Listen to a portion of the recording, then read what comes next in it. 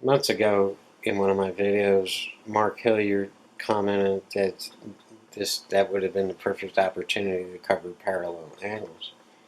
And my response was something like, "Yeah, you're right. I should have done that.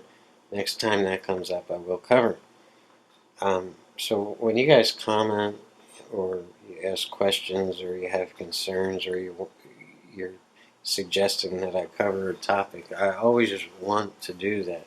It's just that sometimes it takes me a long time because my videos are not planned or rehearsed or practiced. I just go out and I record myself running racks, and then I come home and make the video and publish it. So I was waiting for an opportunity to cover parallel angles, but it really wasn't coming up in any of my videos until this one. So now it's like months after Mark mentioned this that, okay, now's the perfect time to cover this because it absolutely comes up and the topic is somewhat complicated, or it appears to be. Really not. It's really not. I probably kind of made it out to be more complicated than it is.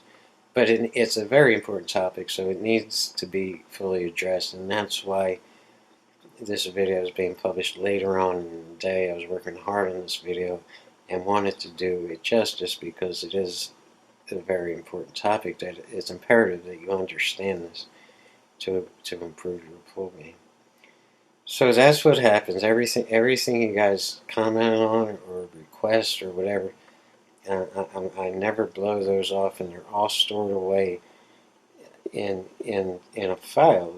And I want to address it. I always want to address it right away, but sometimes I can't address it right away because it just doesn't come up in one of the runouts. But I will get to them. I can promise you that. If you request something, you want me to cover something, I will eventually get to it whenever it comes up. So, thank you guys for tuning in. Let's quit gabbing and get on with this here award-winning video production.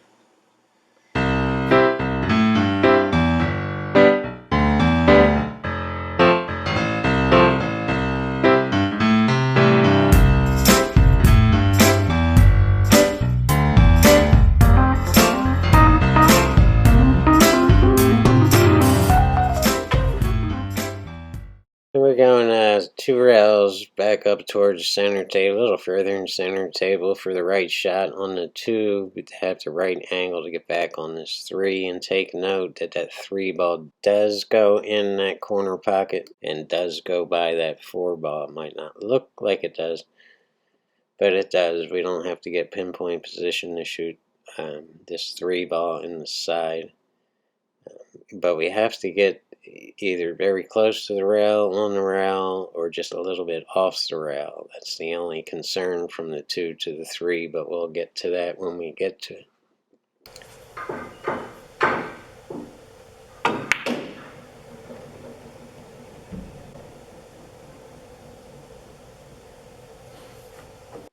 As you can see, I went way too long when I shot the 1 ball and got a little bit funky on the 2, but it's okay. And this is just a stun draw shot. You're putting bottom and you're just stunning the ball over to the 3 ball.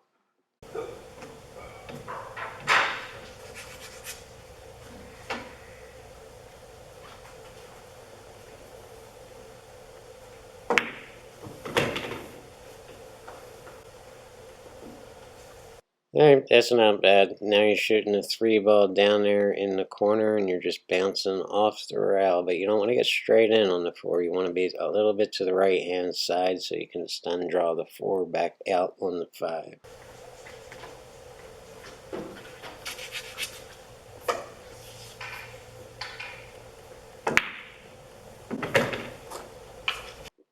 And just a hair of bottom here.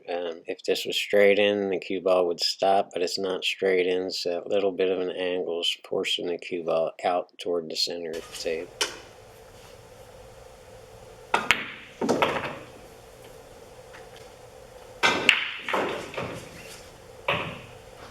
Just center ball here, no English. You're just bouncing out off that bottom rail and coming back out on the 6. Your only big concern is going too long on the 6, so don't hit this too hard.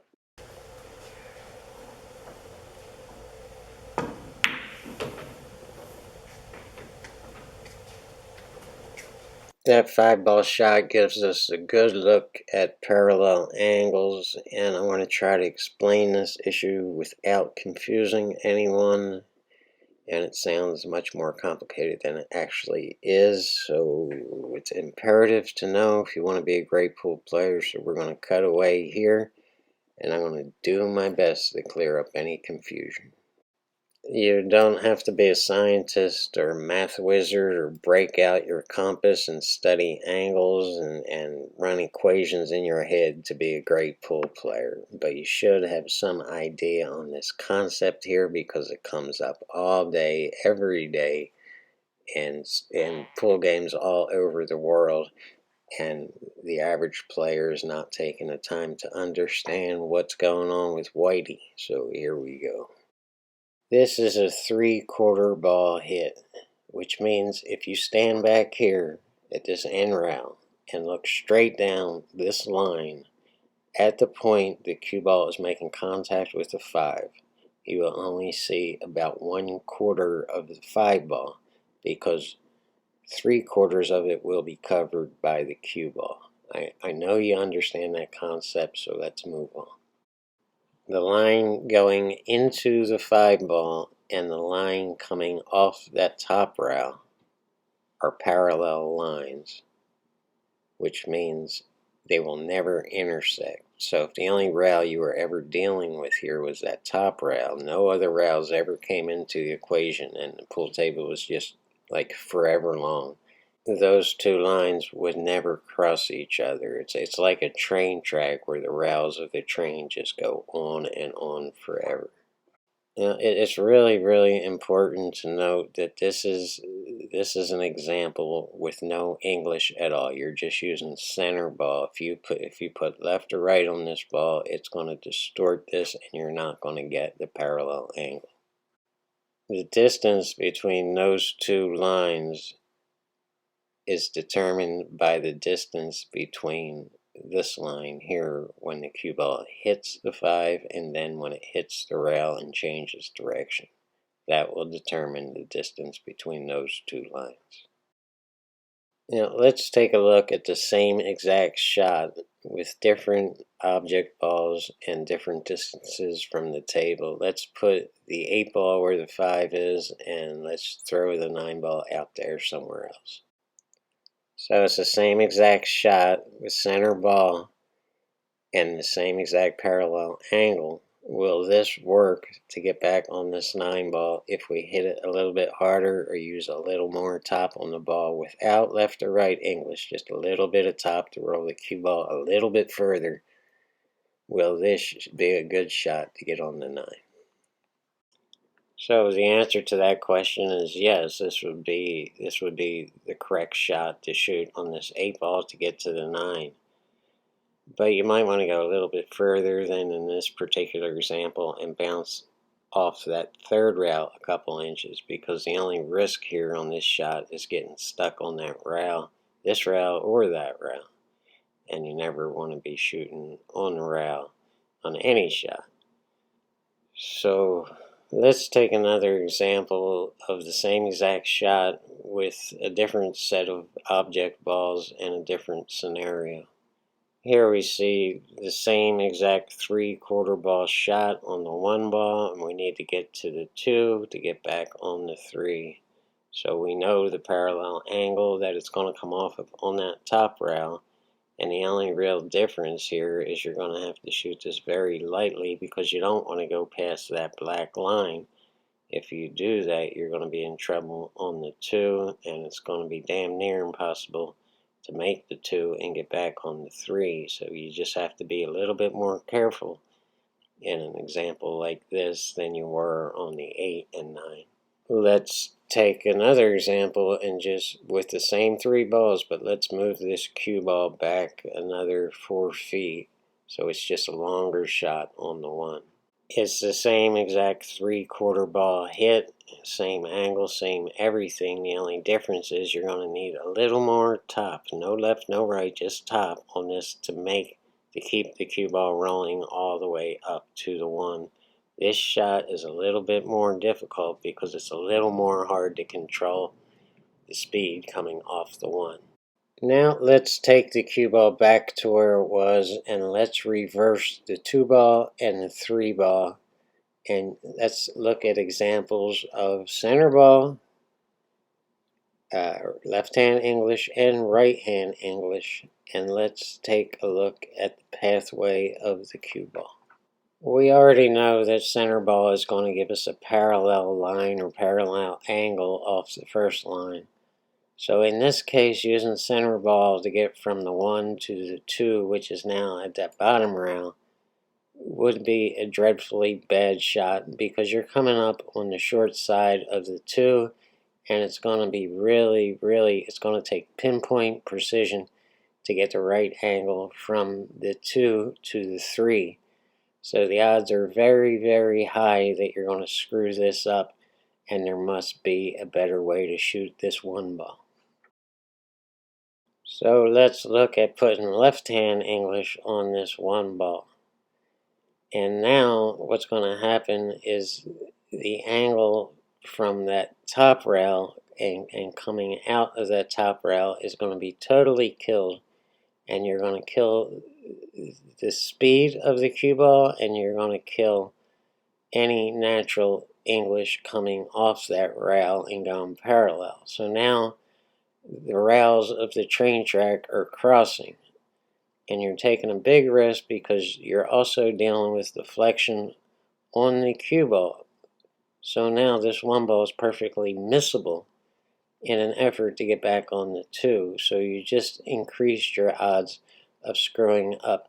Although this is a better choice than just center ball, which is going to come up on the short side if you actually make it to the 2 ball. So here's natural position, and here is left hand English. Neither are very good options, so let's take a look at right hand English. So this is center ball, and keep your eye on this line. So when you put right hand English on it, you increase the angle off that first rail and you get this. Is this the right way to shoot this shot in this particular scenario? And the answer is yes. This is your best shot to run these balls. And that's because while you increase the angle to the second rail, you now have a much bigger margin of error, and you know exactly where the cue ball is going. You just don't want to go too long, and you don't want to come up too short. But the issue is the margin between long and short is much bigger than in the other scenarios. So now there's more room for error. The optimum is to get right where that black line is. That would be perfect on the 2 ball. But you'll still be okay if you go just a hair long, up to 5 or 6 inches long, and you'll still be okay if you come up a little bit short of that black line. You'll still be able to run these balls. So this is the right way to do it. But it all starts with understanding that parallel angle, or that parallel line. Then you can manipulate it, and you can use English to take control over it and put whitey where you want whitey. So that's it. Let's move on to the rest of the game. Here we are on the 6 ball, and I make a big mistake here and try to use that finesse shot to roll up naturally on the 7 ball for a side pocket shot, and it just came up way short and just completely boned it. The way I did it was totally wrong, and this way would have been much better to just draw this back for a shot, bring right angle back from the 7 to the 8. But I screwed it up, I got a little bit stupid, and this happens, so we're just going to move on through my screw up and try to get back on the 8 and see what happens.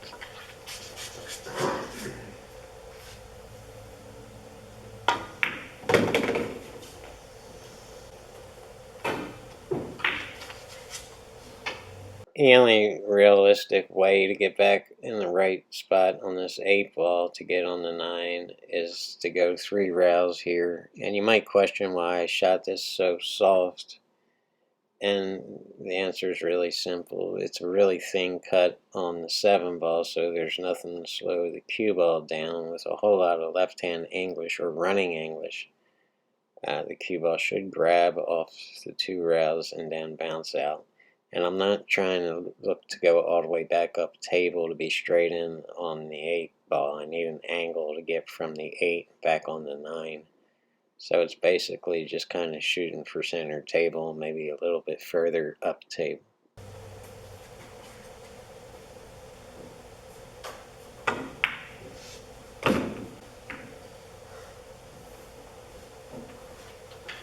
And that was a result of just too much left-hand English and too much spin going off that first rail. So the angle increased off, going toward the second rail, and it didn't go behind the 9 ball. It came back up off that rail shorter than I intended it to, and I mean, you saw the result. It hit the 9 ball. This is the disaster that we're left with, and this train wreck started on getting bad on the 6 ball. So it's important that you know what you did wrong on the 6 ball so you can avoid this whole situation. And here we are on the 8 with no other option but to bank this ball back up in the bottom left-hand corner there. Using a lot of left on this.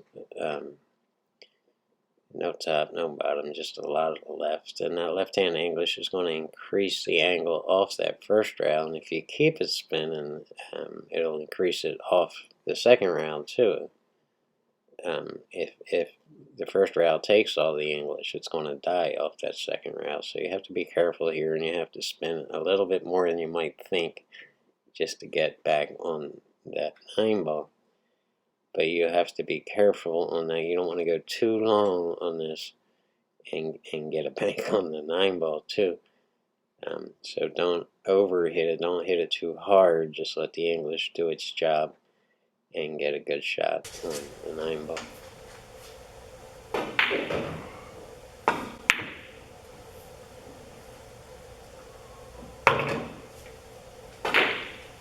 See, you can see we went a hair too long, but it ain't no big thing.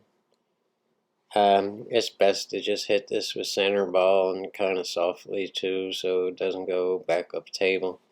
But you'll see that I spin the hell out of it because I'm a little bit irked at myself, so I'm just kind of letting some excess tension out. I know there's no possibility of scratching if I spin the heck out of it. So yeah, don't do that. Just cinch the ball and win the game. Anyway, we're going to play it from start to finish all over again without the acting, without all the graphics, without all the analytical stuff, and with some music. Thank you guys for tuning in. A lot was covered in this video, and I hope to help somebody out there.